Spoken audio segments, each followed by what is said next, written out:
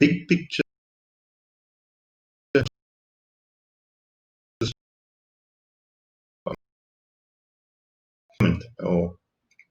or use transitions more. People use the word use transitions with um,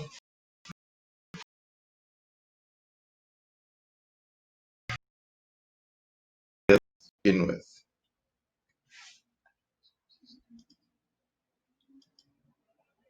Niches. So and this uses the metaphors identified by Evans and Furlong back in '97.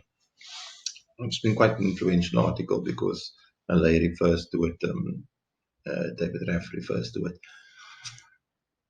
The one is the question of niches was an early approach because that time there was back in the 1950s in England there was it was an economic boom. So if you learned a trade or a job or a particular occupation, you develop a vocational identity, you probably find a job. So you decide what your niche was. So that's kind of where the scholarship at the time was. Later on, probably around about the 1970s, people were starting to say that actually people are not necessarily finding jobs, so we need to create opportunities. So they were starting to speak more about opportunity structures, or what Evans and them call pathways. How do we develop pathways for students to be able to follow, and so we create opportunities?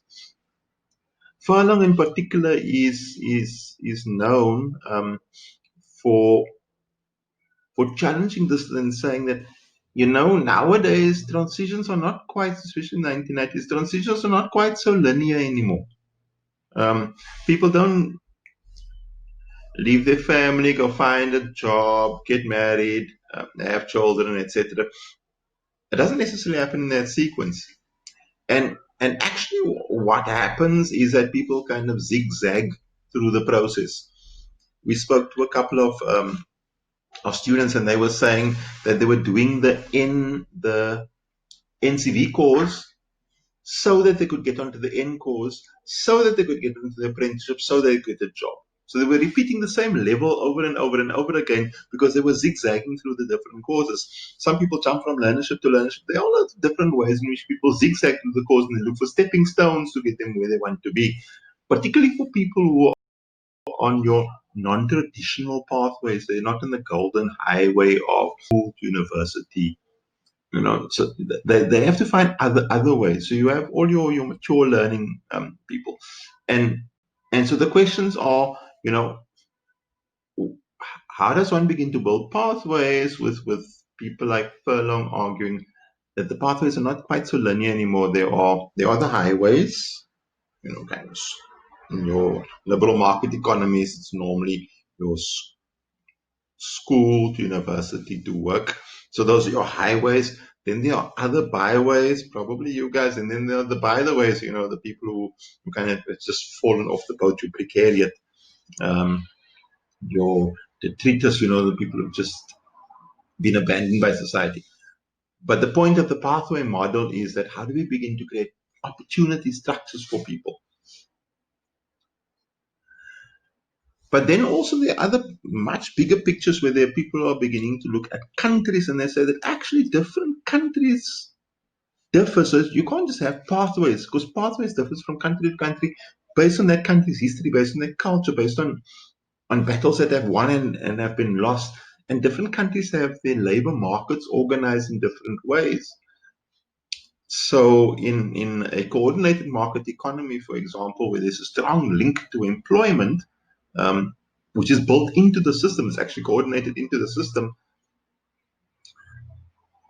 vocational education is probably likely to be quite strong in places like Japan, where you have employment for life or had employment for life. Then if you're employing somebody for life, then education is going to be quite strong. You have all your enterprise learning systems. But in places where it's up to the employer the employee to become employable, then it's not necessarily the employer's problem to get people educated. They pass that cost on to the student, and they pass that cost on to the state. So they won't necessarily be interested in a high skills system. Sometimes they go for a binary system where there's high skills and low skills. So they're saying that it's not just about pathways, it's about transition systems between countries, transition systems within countries. Then there was the trajectories approach, which was probably before the transitions systems type of literature. And that was more or less, I suppose, in the 1970s, 1980s, where people began to become very class conscious, and there were lots of battles. For those of you as old as I am will remember all the running street battles that were happening at the time. So it wasn't just here in Ireland, in Nicaragua. Um, there were the battles in Prague. All over the world, people were beginning to contest. And they were starting to say that social stratification is a thing.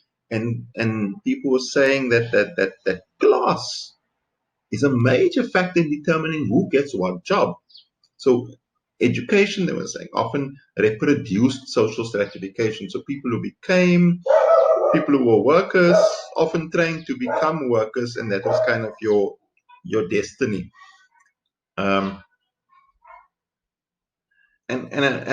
people like Furlong are saying that probably that is still true. He himself was a mature age learner, who kind of went through a lot of unskilled work. And he's saying that to a large extent that is still true, but some people can escape from that. And how does one begin to navigate those complex transitions? Which brings us to the other model, which is a more postmodern model, which says that besides, class needn't necessarily be a prison, and in any case, people like Ulrich Beck and them are arguing that even if class does exist, it doesn't necessarily always exist in people's minds, not necessarily how they see themselves. And so the people are not organizing along class lines anymore, and there's a lot of the individualization of risk. So how does one begin to look at how does one develop people's capabilities to be able to navigate the system? So keep people from different class backgrounds using trajectory theory. Some people make it, other people don't.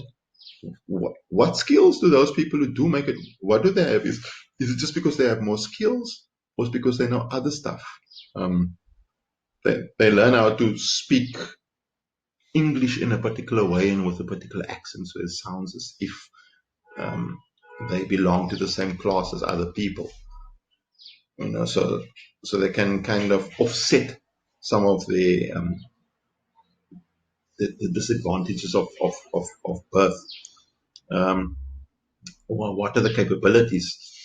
And some of them have people like Sen have begun to enrich this with notions from people like Bourdieu, where they're saying, yeah, some people have, it's about social capital, which is like, who do you know?